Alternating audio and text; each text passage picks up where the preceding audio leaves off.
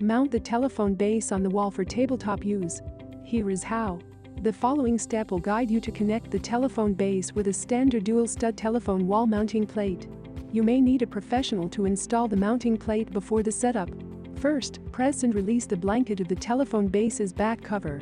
Insert the telephone line cord and power cord at the back of the base and plug it firmly.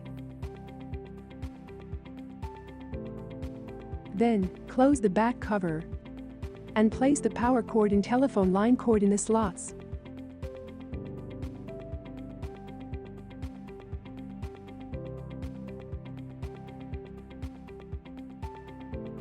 Adjust the telephone base's back cover to the wall mount position.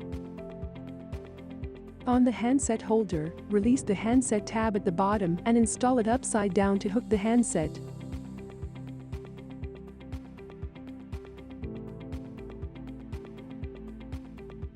Plug the telephone line cord onto the mounting plate jack. If you are using a DSL filter, plug it to the end of the telephone line cord too. Fit the slots of the base onto the mounting plate tabs and make sure it fits firmly and won't fall.